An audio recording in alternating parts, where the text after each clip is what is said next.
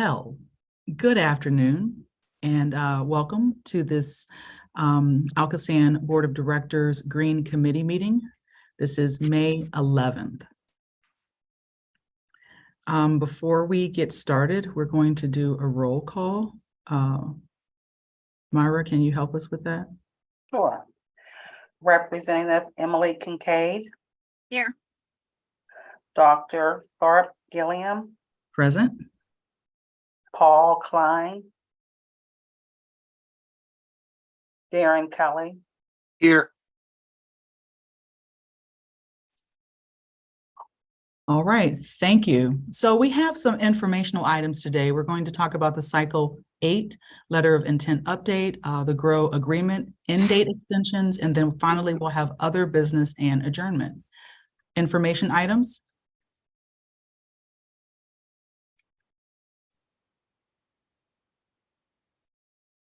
Okay.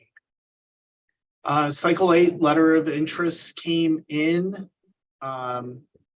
We received 18 letters of interest. In that 18 were 3 that we had notified the municipality that they were going to also get an invitation to apply. The breakdown of the letters of interest were 1 green infrastructure project, 5 sewer separation projects, and there were 12 inflow infiltration projects. This comprised of the 18, I believe we had 15 different municipalities submit letters of interest to us.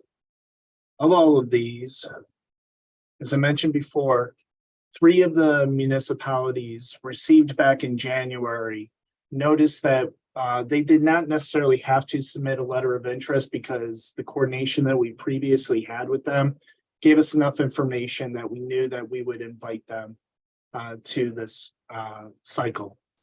So those 3 projects were notified. The bus rapid transit project from PWSA was a project that we've been in the works with PWSA and I forget what Port Authority is called now, but Pittsburgh Regional Transit, I believe. That's a project that's been in the books for quite some time. And West Homestead, we've had some recent coordination with those folks. Of all the projects that we've received, this is the breakout for all 18 of those projects. So far identified total project cost just over $20 million.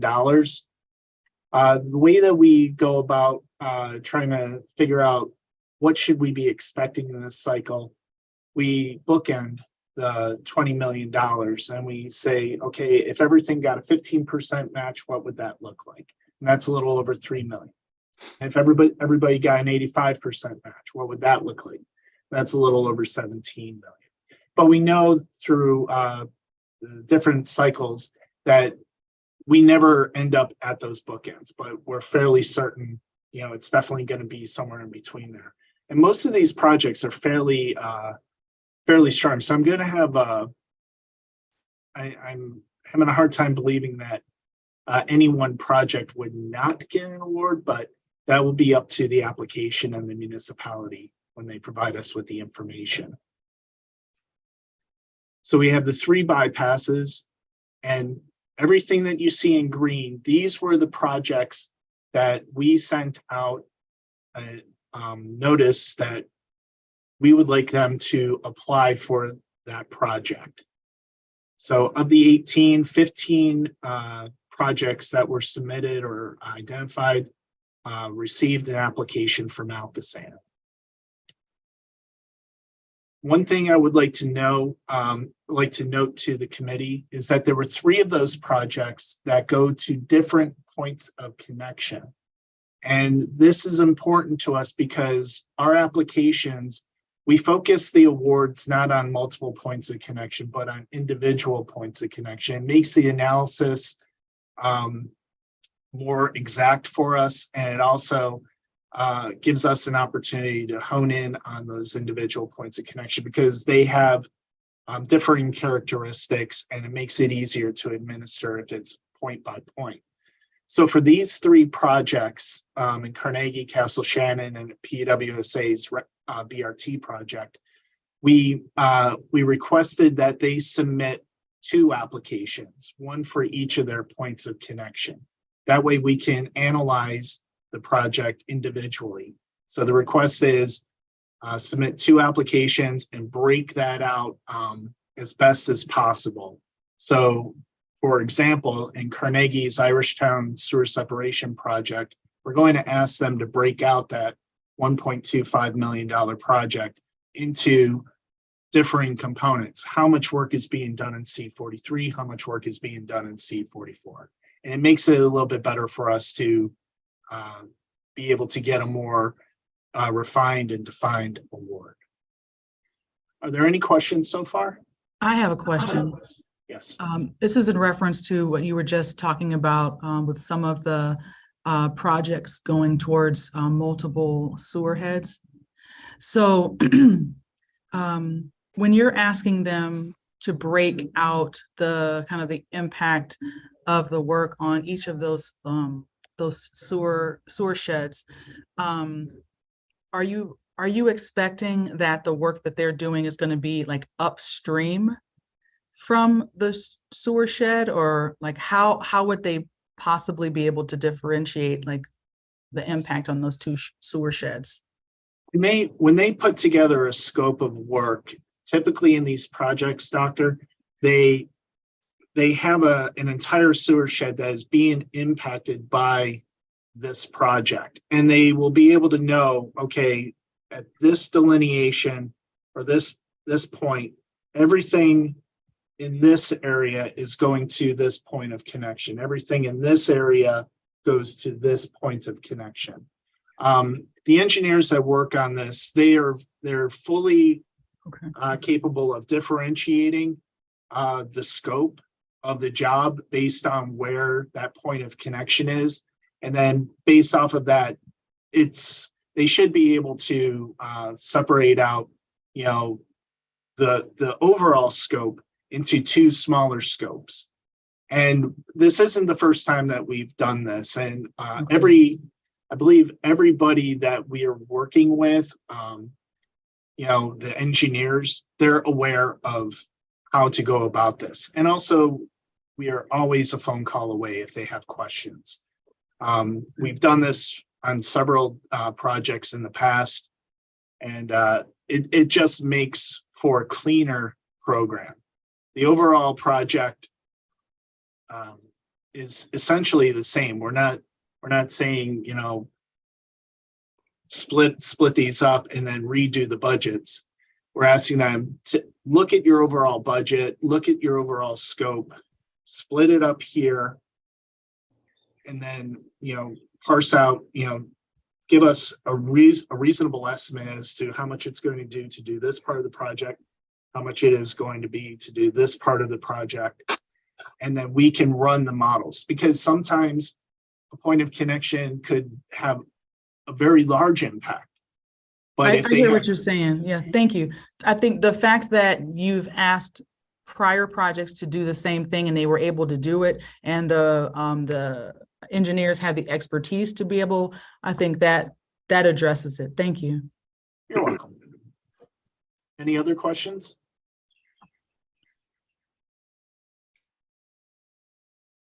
So for the projects that we sent out an award, we took a look at what the total project costs there would be, and 18 projects that we're asking for applications.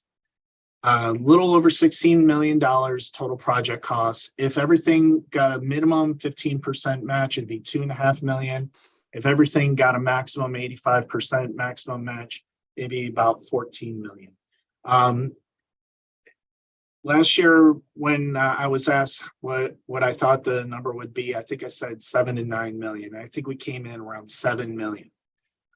This year, it's probably going to be somewhere between 6 and 8 million, just based upon previous projects, the typical award that a green project or an I&I project or a sewer separation project would get. We take a look at that and then we rough out, this is where we believe this is going to be. But in the end, once we get the applications, once we do the overall analysis of each project, only then will we know what the true number is. Any questions so far? And there were 3 projects that unfortunately we did not feel were ready for grow at this time. Each one of these projects, we reached out to the municipality and suggested that maybe some more coordination would be in order. Currently, McDonald's Sewage Authority, we're working with them to put some monitors in the ground for that particular project, to get a better understanding as to what the problem is, and to also be able to assess how the performance works out. Mud Hall Sanitary Sewer Municipal Authorities project, they recently switched engineers, and I think that with the new engineering firm in place, it would be better for us to work out this project with the new engineer and see, what the overall scope would be. And then with PWSA Queenston Sewer Improvements, we just need more information about that particular project. Okay, any questions on Cycle 8 letter of interest summary? Hearing none. Next informational item, the GROW agreement and date extensions. As you may be aware, every project that gets an award from ALCOSAN and an executed agreement has an end date associated with that project. Sometimes the end dates come due and the project is not yet completed. This cycle, or in this round, there are 7 projects that are coming due at the end of June 2023.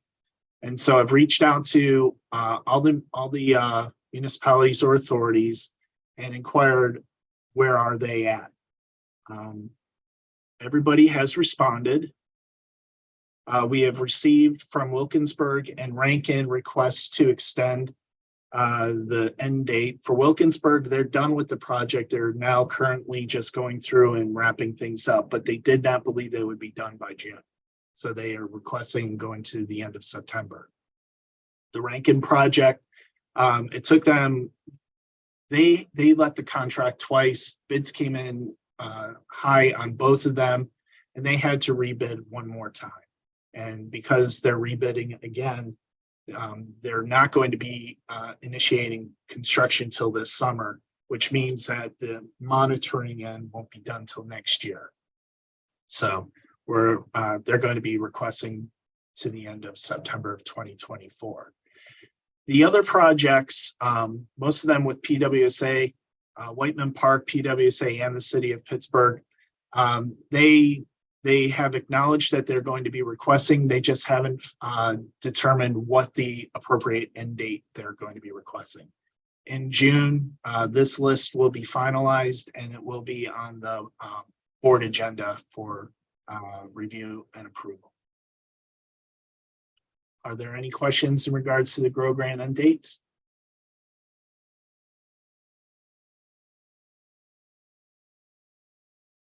Okay. Hearing none. Back to you, Doctor. All right, thank you very much for that presentation, that thorough presentation. We're going to move on to other business. Madam Chair, we have none for the committee today. Okay. Next order of business. Nope. Comments and questions. Is there anything else that any member or staff member or? No questions, Madam Chair. All right, thank you.